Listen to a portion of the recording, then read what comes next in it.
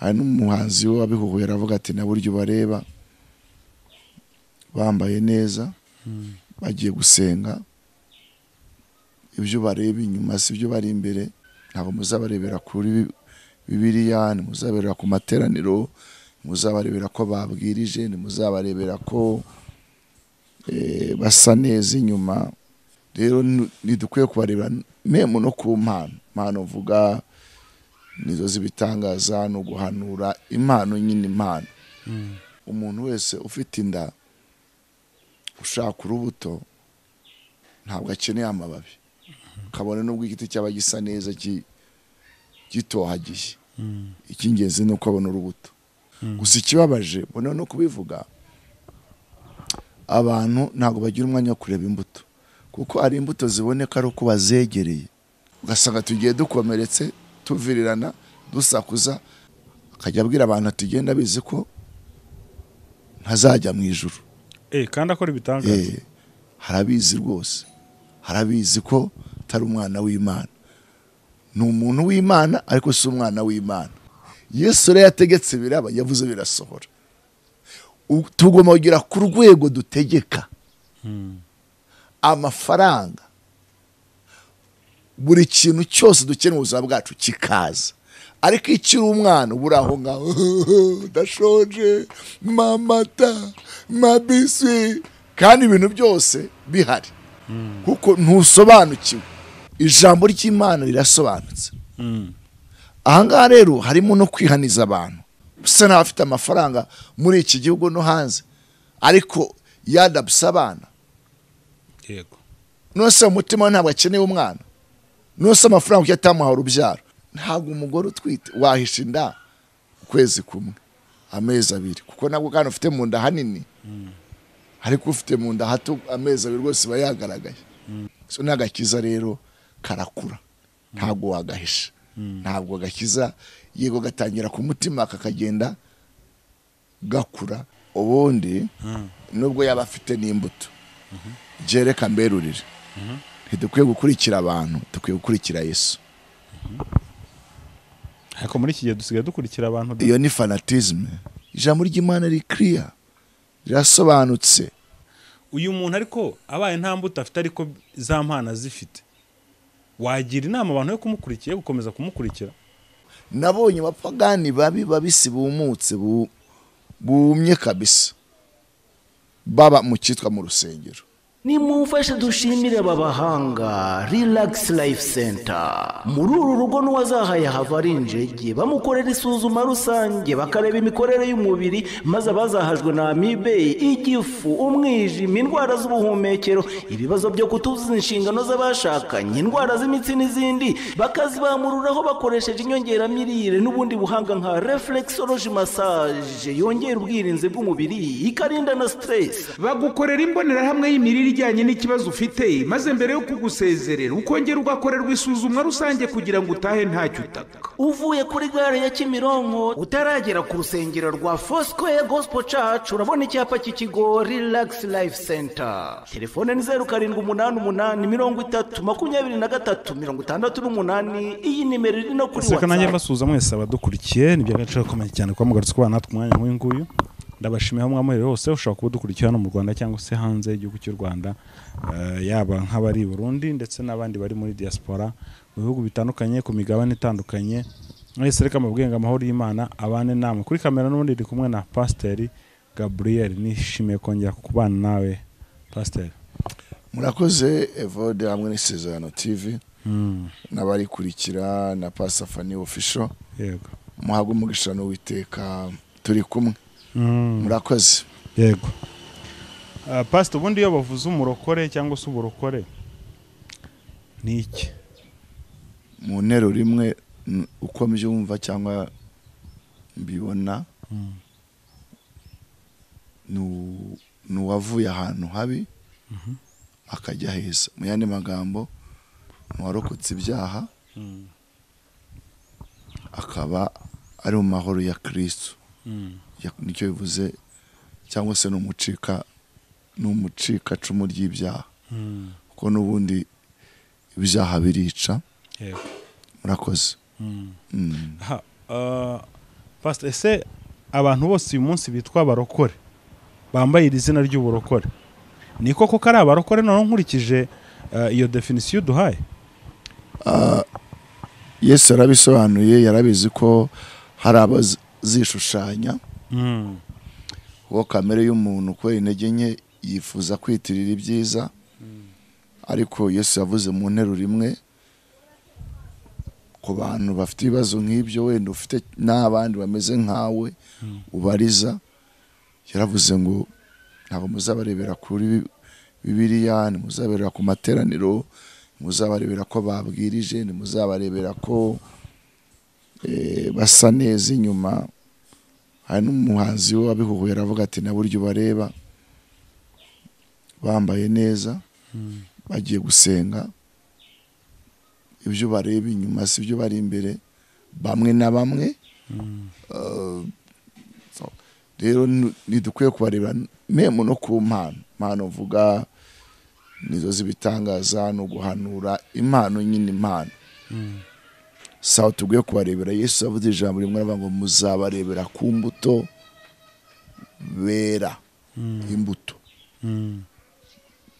Imbuto ntabwo umuntu wese ufite inda ushaka urubuto ntabwo akeneye amababi, kabone n'ubwo igiti cyaba gisa neza gitohagiye, icy'ingenzi ni uko abona urubuto. Rero nkunda kuvuga ngo impano ko umuntu asa inyuma nuko ateye nyuma ni byiza, ariko mu gihe nta mbuto bigira ngo na cya giti gitoshye gisa neza ariko kidafite imbuto. Rero muzabarebera ku mbuto. Gusa ikibabaje mbona no kubivuga, abantu ntabwo bagira umwanya wo kureba imbuto, kuko ari imbuto ziboneka ari uko bazegereye. Ari uko wegereye igiti. Wegereye igiti ukajya mu mashami ukasesengwa n'amababi ukabona imbuto. Cyangwa ngo mukanacyurira. Ukacyurira. Kucyurira ariko rimwe na rimwe ukariza ubona wuriye. Ubwo cyo gitangiye guhundura, ariko ubundi ariko ubundi hari imbuto zihisha. Mu yandi magambo umuntu ashobora kuba yifitiye urukundo ruri in deep, ruri imbere, tari umuntu ushamaduka, ukabona ari umuntu uri serious cyane, ukabona umucyo serivisi yo kuba yanaguha hari ibyo ari ufasha umushaka ko ntahisaba gukora kuko adafite urukundo, ariko umwegereye yakubwira impamvu adakunda gutagaguza gusesagura, wenda ko yabihuriyemo n'ibikomere byinshi. Hari uburyo yahisemo gufata umurongo kuri ikiranga urukundo no gutanga. Uwo muntu rero umeze gutyo ntabwo ushobora kumenya urukundo rwe ako kanya, ariko n'abandi rwose ubibona nezerewe yishimye ahora ari uko ameze imbere n'inyuma. Rero imbuto tuzibona ariko tuzegere, ugasanga rero bene data ntabwo bafata umwanya ngo bamenye abandi. Wenda nk'umuntu agukora ikintu ukabashoka kabaza uti se uyu ni wa murokore narinzi, ariko ukeneye kwegera umuntu. Nkunda ijambo Yesu yabwiye abigishwa yabwiye ati mwebwe n'abahamagaye muri abigishwa muhinduka abagaragu, none se nyita abagaragu muri inshuti zanjye, kuko ibyo data namwumvanye byo namubonanye nta na kimwe nikenze kubabwira, byose nayo babwiye.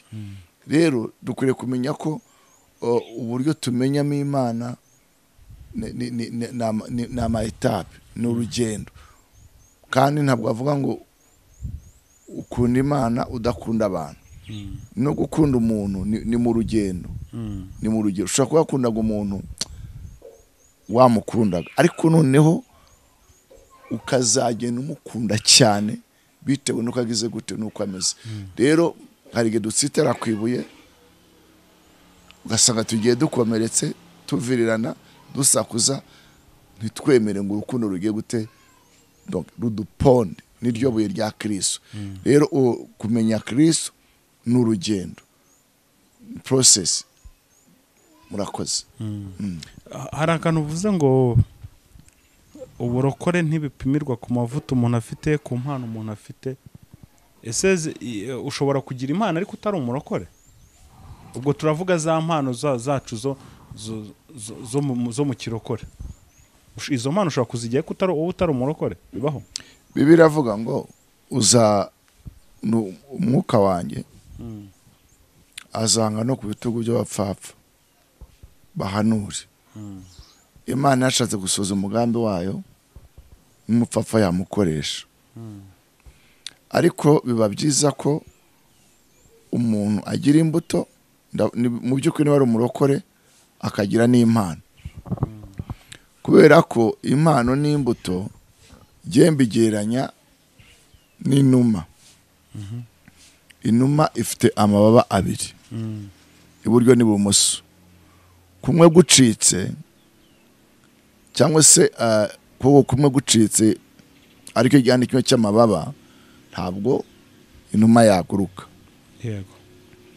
Ndashaka kuvuga ngo ni byiza ko uruhande rumwe habaho imbuto, ahandi hakabaho n'impano. Kuko nanone ugize impano ntugire imbuto byarangira aho ngaho. Niyo mpamvu Yesu yavuze ngo bazahagarara imbere ye bavuge ngo twanuraga mu izina ryawe, twakoraga ibitangaza, twakizaga abarwayi, twariraga imbere yawe. Abavuga ati nimugende, ntabwo nigeze kubamenya. Kubera iki? Ushobora kubuza akazi, kuko no kumenya akazi ni impano. Ibintu byo gukamera ni impano yawe. Ntabwo abantu bose ari abakameramani. Yego. Hari n'uwabyiga ariko kuko atari bitamurimo, kuko impano ni ikintu kiba kikurimo. Ugasanga ufite impano ariko nta mbuto. Kuri bitangaza, kubera ko muri make nahuranije ikibazo umbajije, impano yagufasha kubaho, kugira izina, gukomera. Umva mu gukomera harimo package y'ibintu byinshi, harimo amafaranga, harimo icyubahiro, harimo iryo zina nabanje kuvuga. Ariko mu gihe nta mbuto nibirangira aho ngaho. Niba nta mbuto uri muri babandi azabwira ngo muhoshe mumve imbere mwabivumemo, mwarabikoze ariko simbaze. Kumenywa na Yesu ni iki? Nuko wandikwa mu gitabo cy'ubugingo, kandi umwana w'umuntu afite ububasha wazabari ibyaza bibabariwe. Nuko wandikwa mu gitabo cy'ubugingo, ukaba uzi ko amazina yanditse mu gitabo cy'ubugingo. Mwanditsi ngira ngo w'Abaroma aravuga ngo bakundwa, ubu turi abana b'Imana. Ariko uko tuzasa ni kurerekanwa, cyo tuzi nerekanwa tuzasa nawe. Niki kimubwira ko ari umwana w'Imana? Nuko umwuka we, yego, n'uwa Kristo bihamanya ko ari umwana w'Imana. Ntabwo Evode, ndazi ko uracyari umugabo muto ubyara, ntabwo umwana wawe nubwo wamuzanira mukuru wa Evode yakubwira ngo uyu ni dadi. Rero kubera icyo abimenya bimurimo, arabisobanukiwe, arabyumva. No mu mwuka niko bimeze. Iyo uri umwana w'Imana ubizi. Hari ibi byarabaye, hari umuntu wakoze ibitangaza, akora ibitangaza ariko akajya abwira abantu ati genda bizi ko ntazajya mu ijuru. Kandi akora ibitangaza. Harabizi rwose, harabizi ko atari umwana w'Imana. Ni umuntu w'Imana ariko si umwana w'Imana. Abantu benshi bari mu bare w'abantu b'Imana, ntabwo ari abana b'Imana. Ibyo bisobanuke. Abantu b'Imana bavukana izo mpano, ariko abana b'Imana bo akenshi abana hari n'igihe n'impano zitinda kuboneka, kubera ko buriya impano ni ikintu cyiza isi ikenera.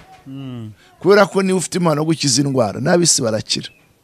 Niba ufite impano yo guhanura, n'abisi barumva ibyabo kandi bakeneye kubimenya. Yego. Ibyo biguha izina, bikaguha amafaranga, bikaguha ubutunzi, bikaguha gukomera. Noneho iyo uri umwana utaraba macyuwa, utagiragira maturite mu buryo bw'umwuka, ngo ukomere, ugwise imbaraga, ukagira izo mpano, hari igihe bigutera kugwa, ugasabaye nka wa mwana w'ikirara. None Imana iyo igushaka iragutegura. Niyo mpamvu ibigeragezo by'abana b'Imana ari byinshi. Ngo amakuba n'ibyago by'umukiranutsi ni byinshi, ariko itagamukiza muri byose. Amakuba ni iki? Ni ukwirukanwa mu nzu, ni ukubura amafaranga yo kwishyura za school fees, ni ukubura imyenda nk'iy'abandi bambara kandi nawe waberwa, sibyo? Kuko mu muntu habamo ikintu cyitwa ubwibone, ubwirasi. Rero Imana iratuzi. Ibyo rwose bisobanuke, Imana ni urukundo. Hari ibyo ushobora kwima umwana wayo kuko izi ko bizamugusha. Yego. Imana yo ntacyo bitwaye kuba wajya mu bwami bwayo ushonje, utambaye ibintu by'agaciro kenshi, utari mu mazu bitabashwa, ntacyo bitwaye kuko irabizi ko hari amazu meza aguteguriye, hari aho uzarya utazongera gusonza ukundi, hazaba hari icyubahiro. Rero iby'isi akenshi nibyo bishitura abantu, ugasanga ndanababara cyane, usanga abantu wenda kuko nta bisi nyine babaye confusion, baravangiwe kuko babona abantu bavuga Imana ntibabone nk'ibyo bafite, ukavuga ati buriya nta Mana bafite babacyatsa, use wasenga Imana gute we ntigukize biriya bibazo? Imana ni urukundo.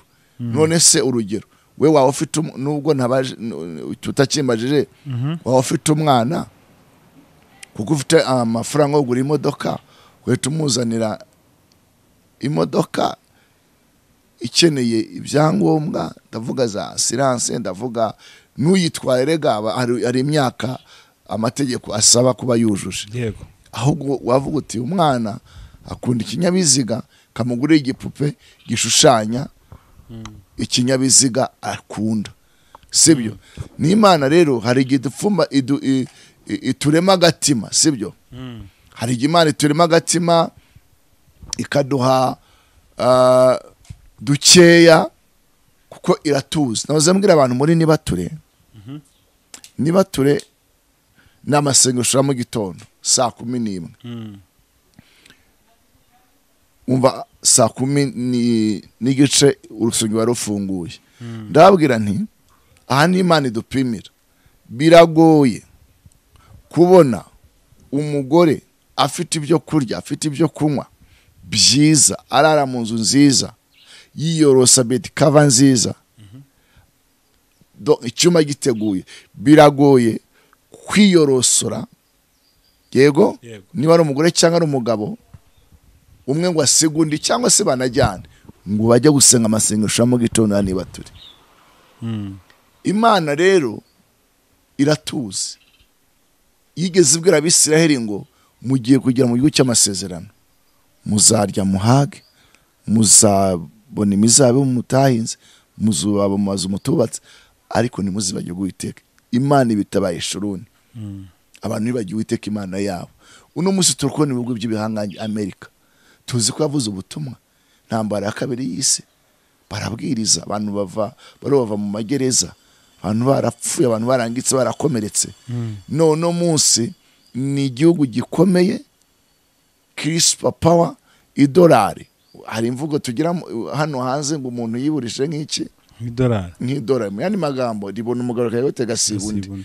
Imana izamura idolari ryabo, ibaha izina, barakomera. Ariko no munsi ku mugaragaro niwe bemeye ubutinganyi, kandi tuzi ko ubutinganyi banabusapotinga. Ubutinganyi tuzi ko ari kimwe mu bintu Imana arimbuye Sodoma n'Igomora. Mu yandi magambo abantu bagaye Imana, abantu basuzuguye Imana, bayisuzugurisha ibishushanyo. Ibishushanyo mvuga niki? N'ibyakoze n'amaboko bahawe n'Imana, bayitera umugongo. Rero mu byiza abantu bava ku Mana cyane kuruta mu bikomeye. Impamvu Imana iduhoza mu byago, mu makuba, mu bigeragezo, mu ntambara z'ubuzima, kugira ngo dukomeze tuyegere, kugira ngo dukomeze tuyishake. Niko bimeze. Ariko hari ijambo ryiza Yesu yavuze, yaravuze ngo muhumure kuko nagize gute, nanejeje isi. Isi yarayinesheje, kandi ushaka kunesha isi, ibi byumvikana, utarabyawe na Kristo, ngo icyabyawe n'Imana nicyo kinesha iby'isi. Nawe uri uw'isi yo uba uri iseye. Murakoze. Pastor, uyu munsi abantu bajya batubwira ko uramutse ukijijwe neza ntacyo wabura n'iby'isi, ugomba kubibona, Imana igomba kubiguha.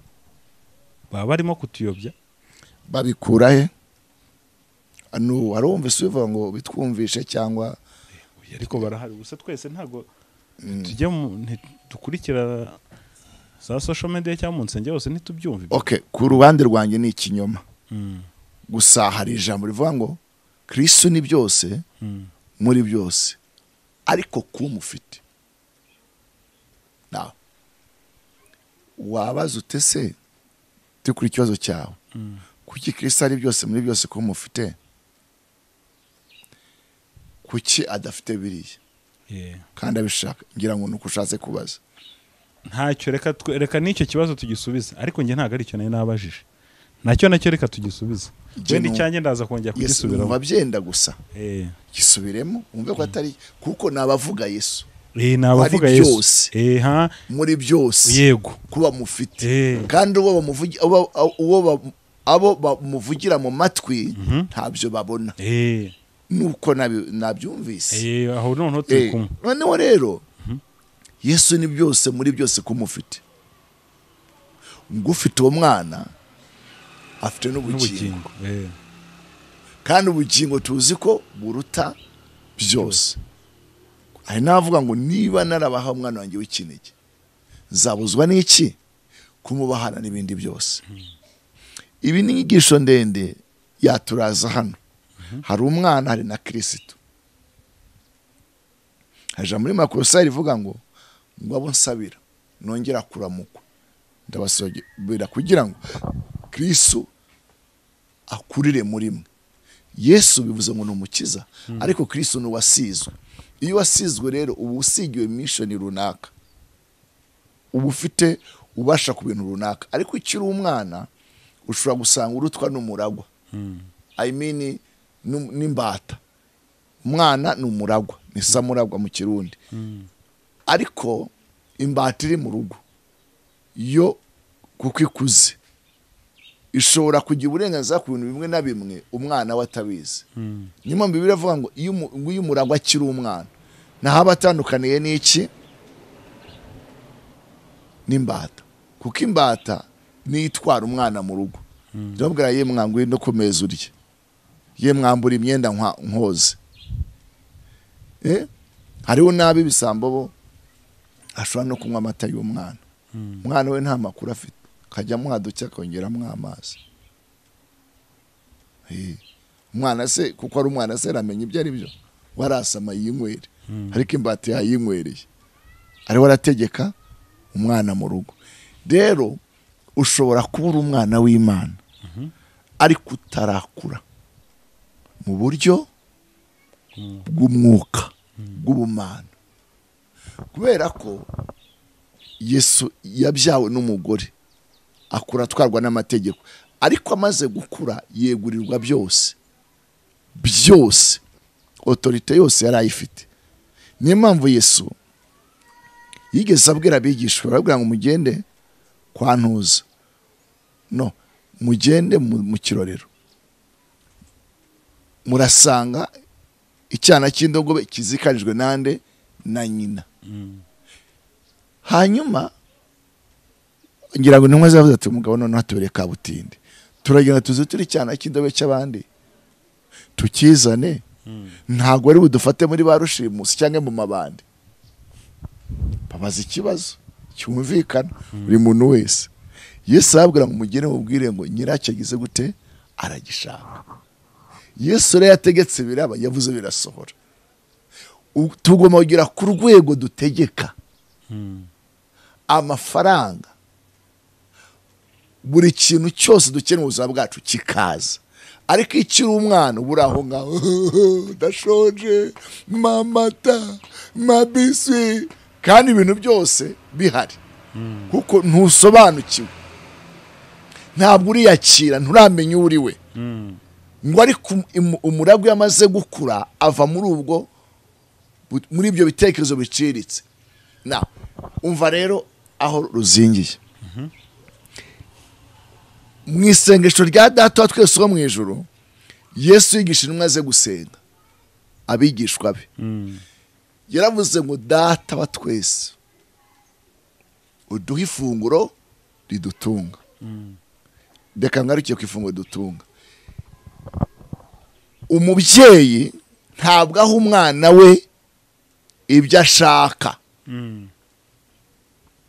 yego ahubwo amuha ibyo akennye, kuko ibyo umwana ashaka rimwe na rimwe haba harimo n'irari. Sinzi ko muriho muranyumva. Yego, haba harimo n'irari. Uno munsi hari ikibazo cy'ibiyobyabwenge mu rubyiruko. Ejo bundi nabonye abasore baramanuka bajya mu rumogi, ibaze gufata urumogi ugashyiraho kanyanga, urumogi rwica mu mutwe, umutwe ukangirika, ko niyo mpamvu bita ikiyobyabwenge. Ariko amaraso, ariko kanyanga yo ijya mu mitsi no mu maraso ikaguca intege. No umusinzi wa kanyanga ashobora kugwa hariya karyama bukamukeraho, kazumenaho amazi ntahave. Nicyo kibi cya kanyanga. Abasore baramanuka. Ibyo biva kuki? Biva ku bana. Reka tuke n'ubuzima busanzwe, je nkunda amafaranga ariko ndinda abana banjye amafaranga. Amafaranga ni ikiyobyabwenge ubwayo iyo udashoboye kuyakontorora. Abana rero ni abana bavukira mu mafaranga, bavukiye mu byo bita ibisubizo. Amafaranga akabona mu buryo bworoshye, akaba menshi, bikangombwa yuko ahura n'irari rya gisore ayakoresha iby'irari rye, ugasanga aramwangije ugira ngo amugire umumaro. N'Imana Data twese wo mu ijuru, kuko zi irari ryacu, izi ibyo twifuza ko bimwe atari byiza, ihitamo kuduha ibidukwiriye kuruta ibyo dusaba. Kuko ibyo dushaka hari igihe biba ari irari ryacu. Murakoze. Rero niyo mpamvu duhamagarirwa kunyurwa. Hari ijambo riri muri Timote ibice bya 3 uze gusoma, haravuga ngo, reka amasome ni cyanditswe gihora kigaruka. Timote chapter 3 ibice byaho 3. Timoteyo, urwandiko Paul yandikiye Timote, hagize hati, haleluya, yes, Imana ishimwe cyane, amen.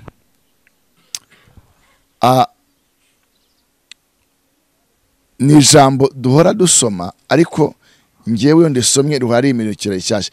Ni ijambo Paul yavuze Timote, aramubwira ngo bamwe bategeza kubaha Imana ari inzira yo kubona indamo cyangwa se inyungu, ngo ariko ndababwira ngo kubaha Imana iyo gufatanyije no kunyurwa kuvamo iki? Inyungu nyinshi. Ni ibice 6, sorry, ibice 6. 3 ni ujyanye n'inshingano ku bakozi b'Imana. Ibice 6 umurongo wa 3 aravuze ngo nihagira uwigisha ukundi ntiyemera amagambo mazima y'umwami wacu Yesu Kristo n'ibyigisho bihura no kubaha Imana, aba yikarije kwihimbaza ari ntacyazi, ahubwo ashishikazwa no kubaza ibibazo, akajya n'intambara z'amagambo zivamo ishyari n'intonganya n'ibitutsi no gukeka ibibi n'impaka z'abantu bononekaye ubwenge, bakamye mu kuri, bibwira ko kubaha Imana ari inzira yo kubona indamo. Icyakora aha niho hari icyitonderwa. Icyakora koko kubaha Imana iyo gufatanyije no kunyurwa kuvamo inyungu, umutima unyuzwe n'umutima unyuzwe. Urakoze. Kuvamo iki? Inyungu nyinshi. Baravuze ngo icyakora kubaha Imana iyo gufatanyije no kunyurwa bivamo inyungu nyinshi. Ntabwo bavuze ngo icyakora umuntu afite account iriho saving miliyoni zinize muri beka, muri banki populaire, muri banki zihari mu gihugu aho uri, ndavuga iza hano muri gihugu turimo mu Rwanda. Ntabwo bavuze ngo ufite ibingana gutyo muri izo banki niwe uzaba ari umuherwe. Bavuze umuntu ubaha Imana kandi afite umutima unyuzwe. Ntabwo bavuze ingano y'ubutunzi. Nubaha Imana kandi ufite umutima ugize gute unyuzwe. Kubera ko ijambo ry'Imana rirasobanutse. Ahangaha rero harimo no kwihaniza abantu ngo niho nanjye guhagarara mu iki cyaniswe ngo bamwategeze kubaha Imana inzira yo kubona indamu, ngo bashirwe kubaza ibibazo birimo ishyari birimo impaka. Uno munsi abantu kubera ko ibintu byabacanze umucyo utigeze bawakira ngo bavire mu mitima yabo, induru zihari zakazira aho ngaho nizivuga ngo gukorera Imana rima gatubutse, kuvuga ubutumwa bwiza kwa bishop kwa pastor. Yewe y'umuntu duhuye akambwira bishop pastor ndatinya cyane, kubera ko rimwe na rimwe ntago bivuganwa urukundo, eda bivuganwa kunyega bitewe n'uko iri zina hari abaryangije.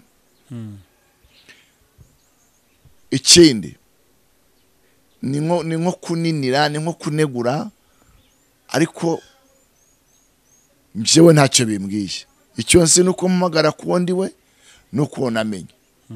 Ariko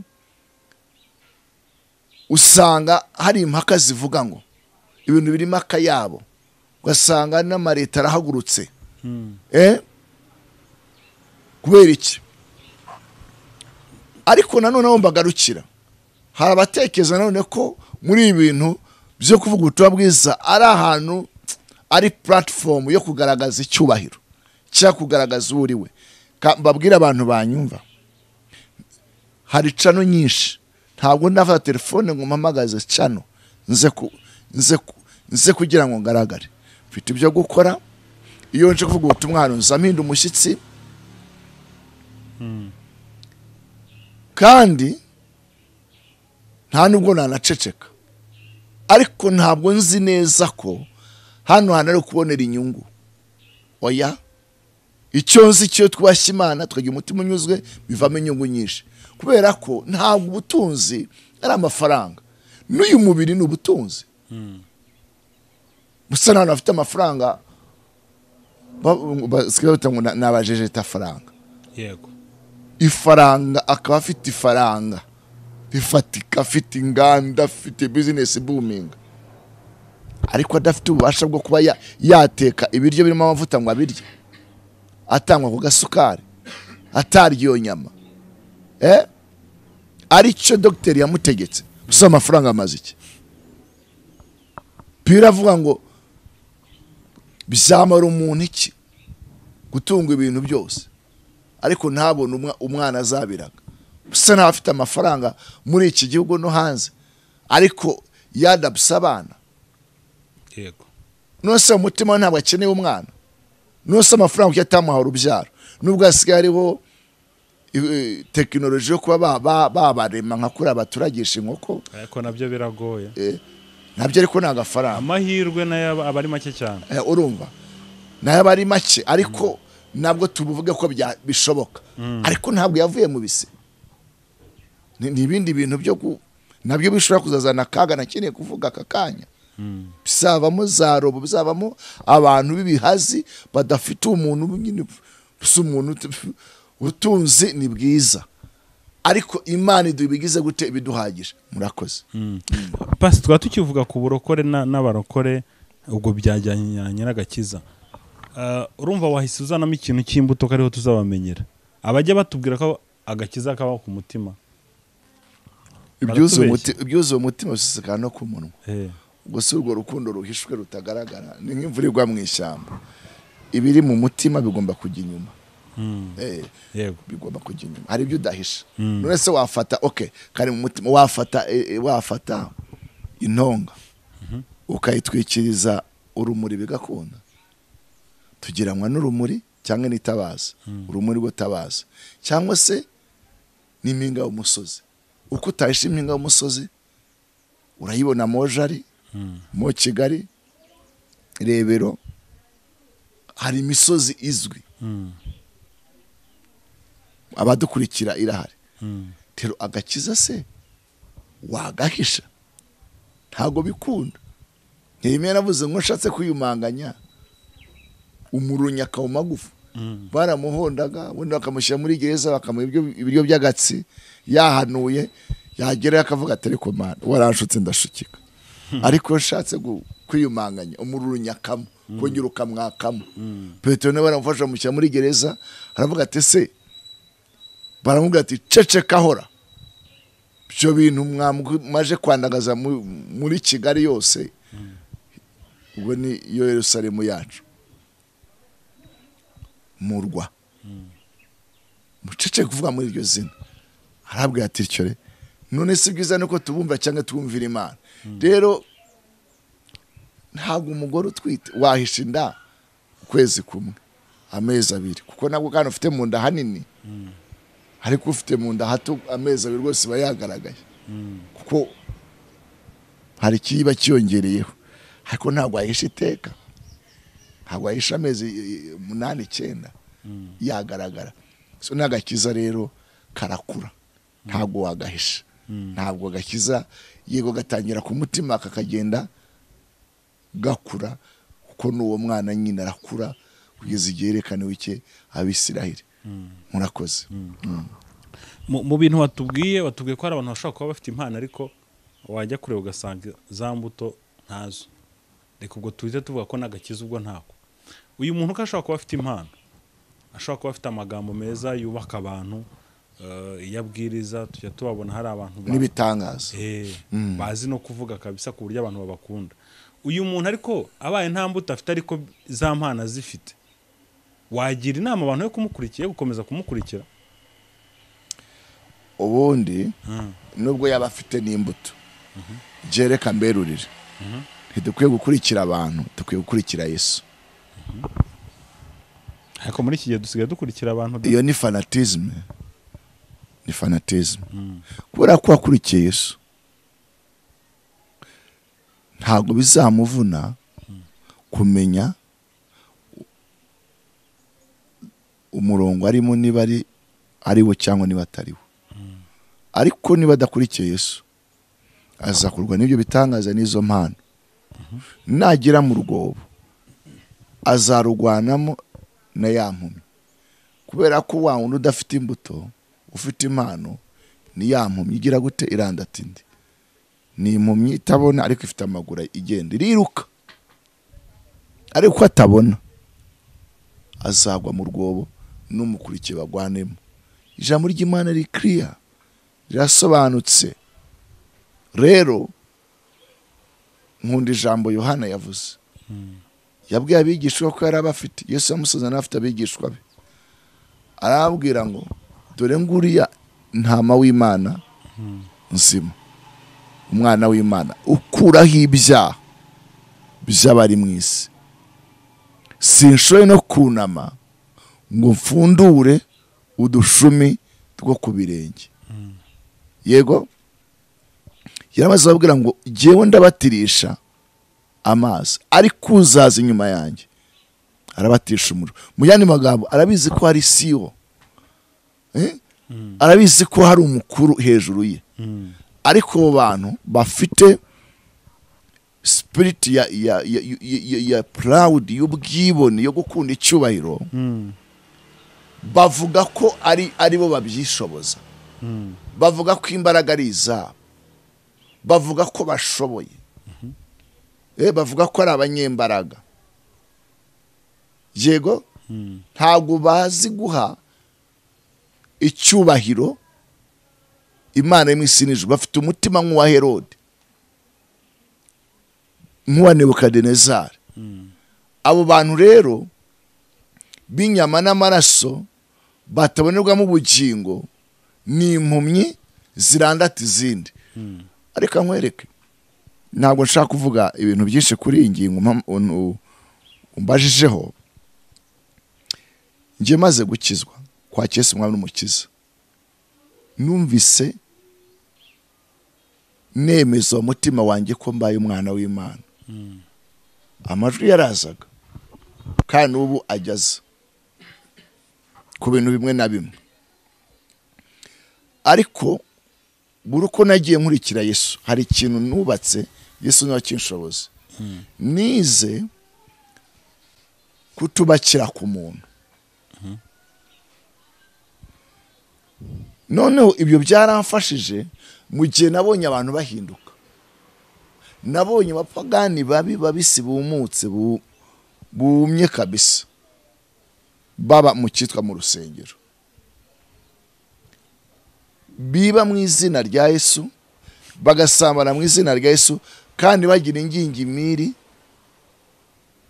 bakaroga mu izina rya Yesu, bakumva ntacyo babwiye.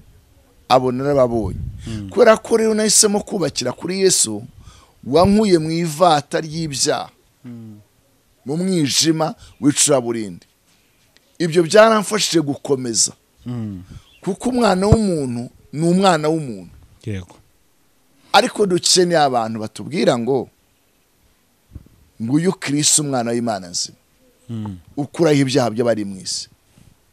Dukeneye abantu bafite umutima nk'uwa Paulo bavuga ngo nimunyigireho, mugere ikirenge mu cyanjye.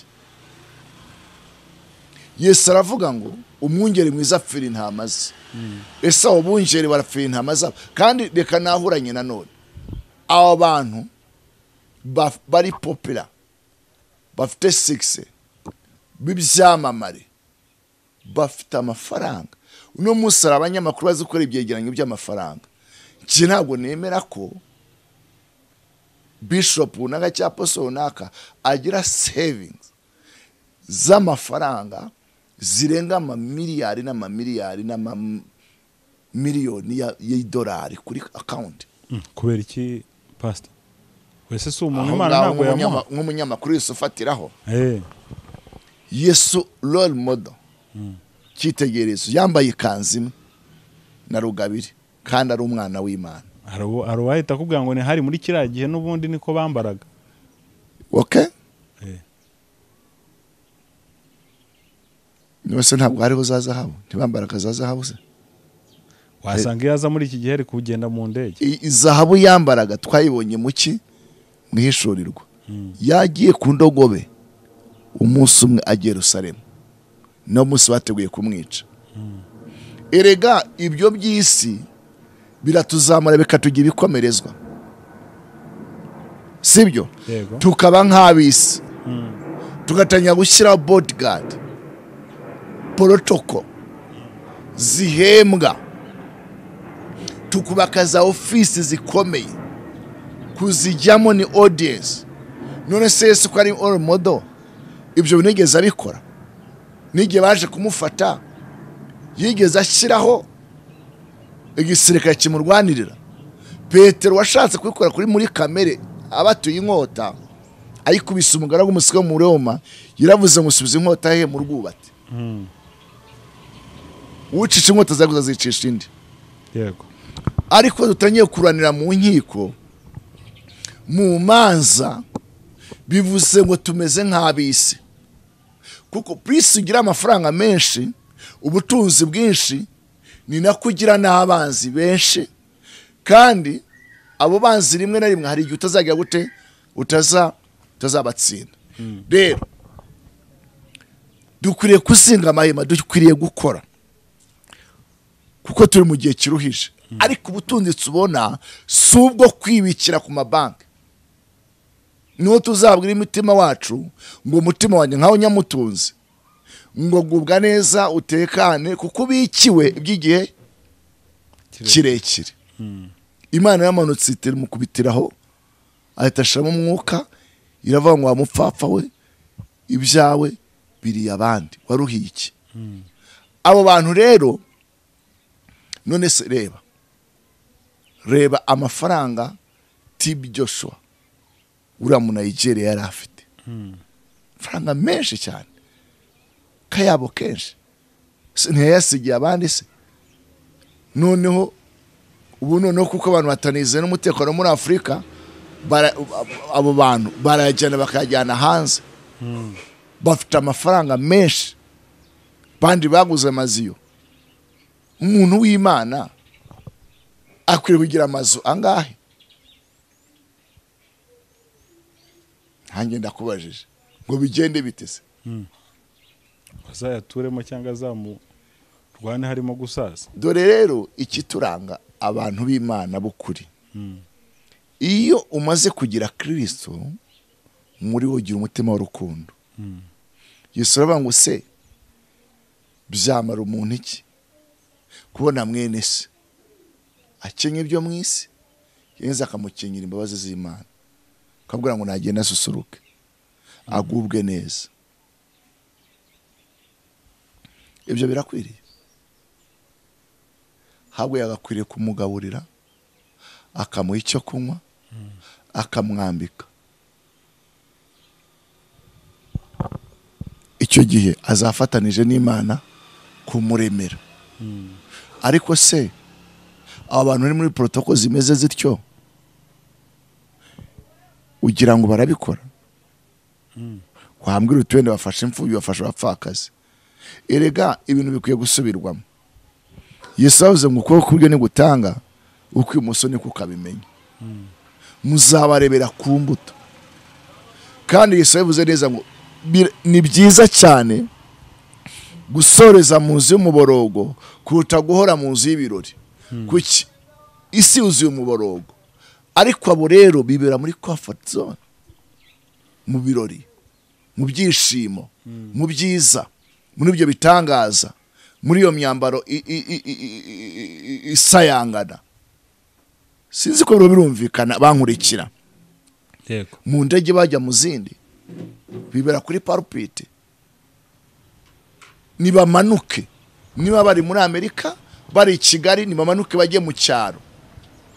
Bigeze mabwira umuntu wasuye yavuye muri Amerika, hazi ko ari bunsigiye ni dolari.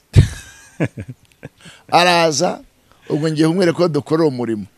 Arahareba. Hari hakurya mu cyaro. Kino cyaro cya Kigali muri Rusororo Gasabo. Harahareba ndamuzengurutsa nahangaha, dukeneye kuvugurura, dukeneye kubaka ibi. Ndamwereka ishuri ry'abana b'incuke na sani, ndamwereka. Arangije nibaragiye bari ku umwuka yagiyemo, yarashidikanije. Aramwe ngo pastor, ngo nawe wakwizera ukajya i Kigali ukabona ibyiza. Urumva umutima ntabwo kabuze, navuga ntavuye mu mafaranga muri Amerika nta n'igiteri. Akubure yara na acaho aragenda ansaba icyo cyifuzo. Ariko mu mutima wacyo nshatse kuvuga nabuze ntariko nibyo nanjye yabima. Ariko se ababo ntabwo bakeneye Yesu? Erega umuntu utamubwira ngo ariko ngo pase ngo nawe uciye imanza ngo ibyo ni ishyari, ngo ubwo se ngo mu mujyi ngo ntabwo bakeneye Imana. Mu mujyi ni Sodoma na Gomora, usibye ko nawe atari mu cyaro hari ibyaha byinshi. Kandi no mu mujyi hari abantu boroheje. Mu yandi magambo icyo none avuga, ikiranga ko umuntu ari umuntu w'Imana, abana n'aboroheje, ntabwo agomba kuba umunyabyubahiro, umuntu wubatse icyubahiro. Hari ibintu ubona ibyubahiro, umuntu muri no minsi kujya kubwiriza biragenda bita 6, ariko n'ubu birahari. Banza kuvuga ibihugu yagiye, visa, inshuro amaze guteresha pasiporo, ingendo afite. Urumva ibyo ni nko kubaka icyizere mu bantu buzira, ari ngo bagutinye, ngo bakubahe, bagupfukamire. Ibyo biraryoha, cyoro kiraryoha. Ariko finally inyuma mu gikari ni bandi ibintu yadukoze mu Bubiligi, ibintu yadukoze hano muri Amerika. Ariko nta kindi bivaho, ni irari ry'umubiri. Hari n'abantu badakeneye ko tubabwiriza gusa, bakeneye ko tubambika, tubagaburira. N'umunsi gemana n'abantu barwaye imyate. Nge nahisemo gukoresha mu maboko. Icyo nazakivuga ikindi gihe, ariko mukora mu maboko nubwo mvunika, ariko mu mutima ruvuga ati namubereye umugisha. Nubwo abadakijwe, ariko yariye kubera jewe. Yego. Yambaye kubera jewe.